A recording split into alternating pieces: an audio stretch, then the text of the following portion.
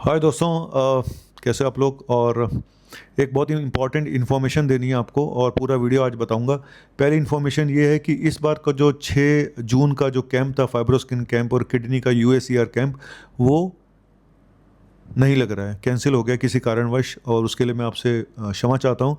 लेकिन ये कैंप अब 7 जून को लगेगा, संडे वाले दिन, रविवार वाले दिन।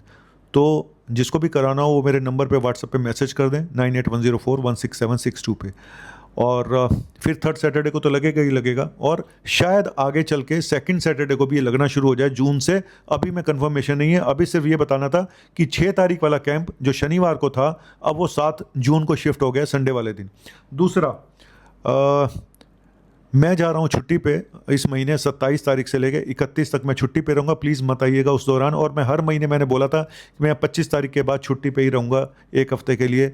25 से 30, 31, जितने का भी महीना होगा मैं छुट्टी पे रहूँगा। तो अपने आप को डिटॉक्स करने के लिए, अपने आप को रेजिनोवेट करने के लिए मुझे जाना ही पड़ेगा, है ना। आप लोग, हर कोई की किस्मत अच्छी नहीं होती जो निकल नहीं सकता यहाँ से, लेकिन मुझे लगता है कि अगर थोड़ा सा पैसे का त्याग कर दिया जाए, अपनी हेल्थ पे ज़्यादा ध्यान दे दिया जाए तो ज़्यादा अच्छा है। पर मैं मानता हूँ कि हर कोई नहीं कर सकता, क्योंकि हर एक की इतनी कैपेसिटी नहीं होती, उतनी इनकम नहीं होती कि वो इतना रिस्क ले। तो चलिए मैं आगे बात करता हूँ आज का टॉपिक। जैसा कि टॉपिक है फाइब्रोस्कैन, जैसा कि टॉपिक है यूएसईआर। मैं क्यों बोलता हूँ फाइब्रोस्कैन टेस्ट के लिए, और फाइब्रोस्कैन में भी क्या कॉम्प्लिकेशन है टेस्ट में, ये भी आज बताऊँगा। इतना आसान नहीं है इसको इंटरप्रेट करना, इसको पढ़ पाना। सच बता रहा हूँ आपको। आज बताऊंगा कि कई बार फाइब्रोस्कैन की रिपोर्ट कितनी धोखा दे जाती हैं। तो ये समझ पाना भी कोई आसान नहीं है, इसकी रिपोर्ट को कराना आसान है, इसको समझना मुश्किल है। और क्योंकि मैं पहले बोल चुका हूँ कि लीवर की ज़्यादातर टेस्ट नॉर्मल आते हैं। जब आप अल्ट्रासाउंड कराते हो तो फैटी लीवर दिखाता है, एलएफटी कराते हो तो नॉर्मल दिखाता है, और जब हम फाइब्रोस्कैन कराते हैं तो पता चलता है कि लीवर तो सिरोटिक हो चुका है, लीवर पूरा ख़राब हो चुका है। स्पेशली जो शुगर के पेशेंट हैं, शुगर के जो मोटे लोग हैं, मोटापा है, जो अल्कोहलिक हैं, साइलेंट साइलेंट सिरोसिस हो जाती है, साइलेंट लीवर डैमेज हो जाता है, और कोई सिम्टम पेशेंट को नहीं होते। तो मैं इसीलिए फाइब्रोस्कैन बोलता हूँ कि फाइब्रोस्कैन हर स्टेज बताता है। आप जो लीवर की स्टेजेस होती हैं, फैटी लीवर होता है, फिर फाइब्रोसिस होती है। फाइब्रोसिस ही सबसे खतरनाक होती है, जहाँ पे लीवर सिकुड़ना शुरू हो जाता है। स्टेज 1, स्टेज 2, स्टेज 3, स्टेज 4, फिर सिरोसिस। तो अगर हम ये फाइब्रोसिस की स्टेज को पकड़ लें और वहीं पे ट्रीटमेंट शुरू कर दें, चाहे वो आपकी डाइट हो, आपका मेडिसिन हो, लाइफस्टाइल हो, तो इन सब से पेशेंट ठीक हो सकता है अगर उसको जल्दी पकड़ लिया जाए तो। इसीलिए मैं फाइब्रोस्कैन टेस्ट बोलता हूँ। और ये फाइब्रोसिस का जो स्कोर होता है, अगर 7 से नीचे है तो नॉर्मल है ना। 14-15 से ऊपर है तो बहुत ज़्यादा गड़बड़ है। लेकिन फिर भी बताऊँगा, इसमें एक्सेप्शंस भी हैं। फिर बताता हूँ, इसमें एक्सेप्शंस भी, अपवाद भी हैं। मैंने 11-10 केपीए स्कोर पे भी सिरोसिस होते देखा है, और मैंने 20 स्कोर पे भी पेशेंट को ठीक होते देखा है। तो ये चीज़ें जो है ना, जो जनरली मैं सिरोसिस के पेशेंट देखता हूँ ना, वहाँ पे क्या होता है, वहाँ फैटी लीवर नहीं होता, वहाँ पे फैटी लीवर नहीं होता, लेकिन केपीए लेवल बड़ा होता है। अगर किसी का कैप लेवल नॉर्मल है, यानी उसको फैटी लीवर नहीं है, लेकिन सिर्फ उसका ये वाला स्कोर बढ़ा हुआ है, केपीए फाइब्रोसिस, तो ये ज़्यादा खतरनाक है। जिसके दोनों बड़े होते हैं वो उतने खतरनाक नहीं है, जहाँ पे सिर्फ केपीए लेवल बढ़ा हुआ है। तो इसीलिए इनको इंटरप्रेट करना आसान नहीं होता।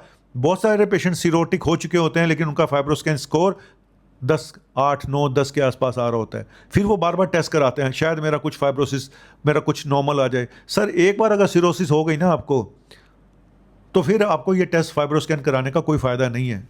अब चाहे आपका स्कोर 50 आए, 60 आए, 70 आए, तो आप खुश हो जाएंगे, मेरा 40 आ गया, मेरा लीवर ठीक हो गया। ऐसा नहीं है। तो सिरोसिस एक बार हो गई तो ठीक नहीं होती है। हाँ, सिरोसिस में भी 2 तरह के केसेस होते हैं।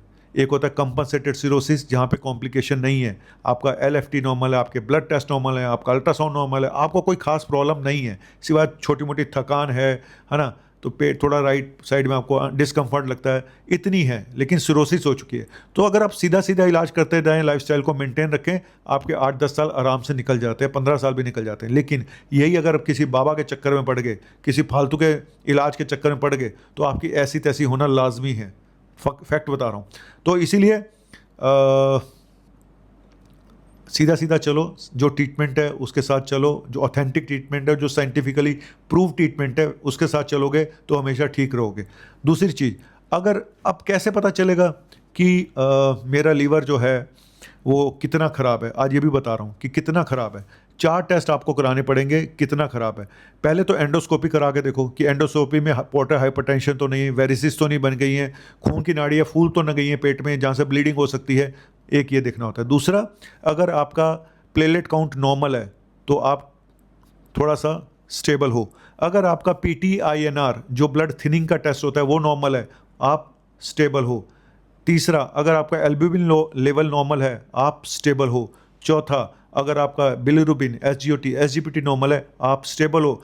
भले ही आपको सिरोसिस हो गई हो, आप फिर भी स्टेबल माने जाओगे अगर आपके ये टेस्ट, ज़्यादातर टेस्ट नॉर्मल हैं तो। अगर वेरिसिस बहुत बड़ी हैं और डॉक्टर कह रहा है कि इसमें छल्ला डालना पड़ेगा, है ना, लाइगेट करना पड़ेगा, बैंड लाइगेशन जिसको बोलते हैं, तो ये पेशेंट थोड़े सीरियस होते हैं। और सीरियस पेशेंट को सिर्फ लीवर ट्रांसप्लांट ही उनका एक इलाज है और कुछ नहीं है। किडनी में तो एक बार को फिर भी डायलिसिस हो जाती है, यहाँ पे सिर्फ लीवर ट्रांसप्लांट ही एक इलाज होता है। ये तो हो गया मैं जो लीवर के बारे में बता रहा था। अब आते हैं किडनी के ऊपर जो UACR टेस्ट है। मैं क्यों बोलता हूँ, क्योंकि जब तक आप किडनी में जब यूरिया क्रिएटिनिन जब बढ़ना शुरू हो जाता है तो समझिए तब तक 50% किडनी डैमेज हो चुकी है। इसीलिए अर्लीस्ट टेस्ट पता लगाने का UACR है। अगर आपको कोई डाउट होता है कि आपके पेशाब में झाग आ रहा है ना, बहुत ज़्यादा झाग आ रहा है, आपको शुगर है, आपको हाई BP है, आपको किडनी हार्ट की प्रॉब्लम है, आपका वजन ज़्यादा है, आप स्मोक भी करते हो, आप लोगों को अपना UACR urinary albumin creatinine ratio जरूर टेस्ट कराना चाहिए। हमारा जो कैंप लगता है सिर्फ 100 रुपये हम लोग लेते हैं उस टेस्ट के, तो आप कभी भी आके करा सकते हैं, नहीं तो बाहर से करा लीजिए, 500 रुपये में बाहर हो जाएगा ये टेस्ट। तो ये अर्लीस्ट टेस्ट होता है जहाँ से पता चल जाता है। इसी को अगर यहीं पर कैच कर लिया जाए, प्रोटीन निकल रही है, प्रोटीन लीकेज हो रही है, ब्लड में भी कुछ नहीं है, सब नॉर्मल है, तो यहाँ पे आके आप इसको कुछ मेडिसिन है जैसे SGLT2 इनहिबिटर्स हैं, है ना, डेपाग्लिफ्लोजिन है, एम्पाग्लिफ्लोजिन है, टेल्मिसार्टन है, BP की मेडिसिन है, इसके अलावा कैरेंडिया है ना, तो ये दवाइयाँ आपके किडनी को, प्रोटीन को चेक कर सकती हैं। इसलिए पहले जल्दी पता लगाएं तभी आप बच सकते हैं। तो ये था आज का वीडियो फाइब्रोस्कैन और UACR के ऊपर। तो मुझे ऐसा लगता है कई बार हम कंप्लीट हेल्थ चेकअप करा के खुश हो जाते हैं कि मेरे तो सारे टेस्ट नॉर्मल है। सर खुश मत होइए, कुछ और भी हो सकता है। जब अचानक बीमारी होती है ना, फिर कहता है सर मेरे तो सारे टेस्ट नॉर्मल थे 6 महीने पहले। सर आपने क्या अपना फाइब्रोस्कैन करा के देखा था? आपने अपना UACR करा के देखा था? नहीं देखा था ना आपने। और यही मैं CT एंजियोग्राफी के बारे में बोलता हूँ कि आप सारे टेस्ट करा लेते हैं, आप TMT भी करा लेते हैं, स्टेसिको भी करा लेते हैं, फिर कहते हैं कि यार मेरे तो सारे टेस्ट नॉर्मल थे, फिर हार्ट अटैक कैसे हो गया? आपने CT एंजियोग्राफी करा के देखी थी अपनी? नहीं देखी ना। आपको BP भी थी, आपको शुगर भी था, आपको हाइपरटेंशन था, और आपका BP, आपका वजन ज़्यादा था, आपका कोलेस्ट्रॉल हाई रहता था, आपकी फैमिली हिस्ट्री थी, फिर भी आपने नहीं करा के देखा। तो इसीलिए बोलता हूँ कि ये वाले टेस्ट ज़्यादा इंपॉर्टेंट है, एक CT कोरोनरी एंजियोग्राफी या कैल्शियम स्कोरिंग, दूसरा टेस्ट फाइब्रोस्कैन, तीसरा टेस्ट UACR। ये 3 टेस्ट सबको कराने चाहिए अगर आपकी उम्र 40 साल से ज़्यादा है और आपको हाई रिस्क प्रॉब्लम्स हैं, और या फिर आपको मेटाबॉलिक सिंड्रोम है, ठीक है, आपका यूरिक एसिड भी बढ़ा हुआ है, आपका कोलेस्ट्रॉल भी बढ़ा हुआ है, तो आप लोगों को ये टेस्ट जरूर कराने चाहिए। थैंक यू वेरी मच, शुक्रिया। क्योंकि अब एक और बात, NASH, नॉन एल्कोहलिक स्टेटोहेपेटाइटिस, जो सबसे बड़ा कारण है लीवर डिजीज़ का, जिसको जब फाइब्रोसिस होती है तो NASH बोलते हैं, अब तो MSLD भी बोलते हैं, मेटाबॉलिक एसोसिएटेड लीवर डिजीज़। लेकिन अब 2 दवाइयाँ इसके लिए अप्रूव्ड हैं। एक है GLP-1 रिसेप्टर एगोनिस्ट जो इंजेक्शन ओजेम्पिक है या मोंजेरो है, और दूसरा एक मेडिसिन रेस्मेट्रोम जो हम लोग देते हैं। तो दवाइयाँ अवेलेबल हो चुकी हैं, लाइफस्टाइल आपको करना है तो आप जानिए, लेकिन सबसे पहले ये टेस्ट कराइए। फिर बोल दूंगा इस बार का फाइब्रोस्कैन कैंप 7 तारीख को लगेगा, ना कि 6 तारीख को। थैंक यू, शुक्रिया, बाय बाय।